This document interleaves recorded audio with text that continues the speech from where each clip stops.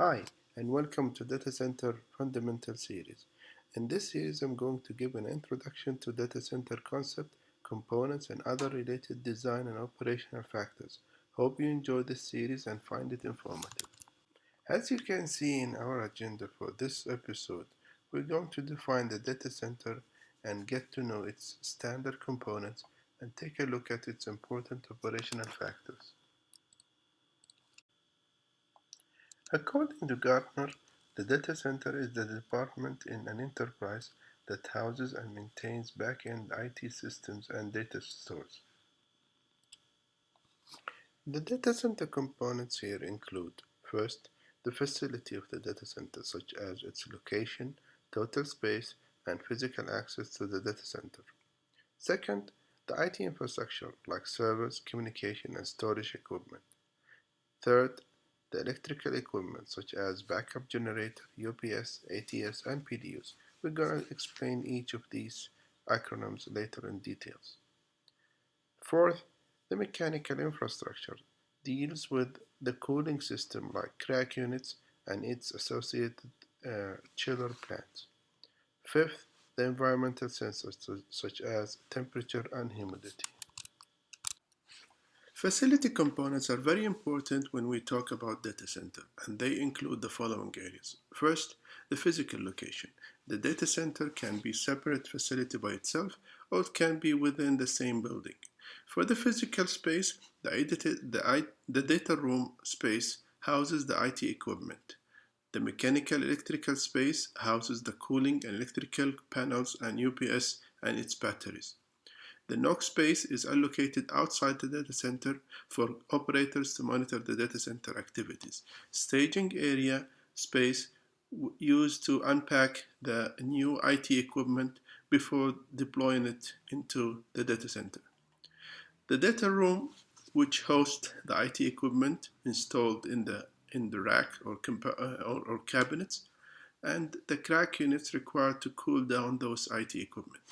Finally, physical space or the physical access to the data center, like access control to data center, surveillance, for example, CCTV. The IT infrastructure has to do with the following important areas. IT servers, of course. Second is the communication equipment such as core switch or router, ISP equipment to link your data center to the outside world, and patch panels to connect IT equipment together. Storage equipment are either SAN to present a shared pool of storage devices to multiple servers. The NAS is specialized for serving files either by its hardware, software, or configuration. And finally, the environmental sensors, which are basically smoke and water detection sensors, and temperature and humidity ones. The electric equipment deal with all power related devices such as first the backup generator, which can be a prime power to provide unlimited number of hours, and the standby type, which has limitation in the number of hours throughout the year. Second, the ATS, which is used to transfer the load in case of city power failure. The UPS used to feed the data center with power in case of city power goes out. And finally, the PDUs, which are used to supply power to IT equipment. The mechanical part of the data center is meant for the following.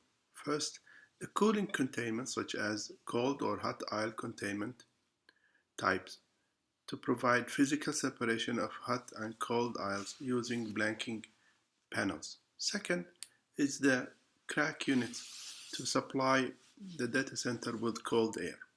Third, the chiller plants, usually located on the top of the building to support CRAC units.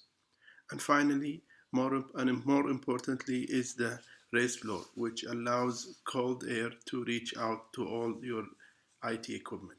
Finally, you should pay attention to the following environmental factors such as first, temperature value, range from 20 to 24 Celsius. Humidity percentage range, which should be between 40 to 60%. Recently, PUE ratio has become an important measure for data power efficiency as it measures the total power consumed by the facility to the total power delivered to the data room. And finally, DCIE, which can be calculated to measure the energy efficiency of the data center. In this table, you can see the industry standard levels for those factors, and the aim here is to be as efficient as possible. Thank you for watching and see you in the next episode.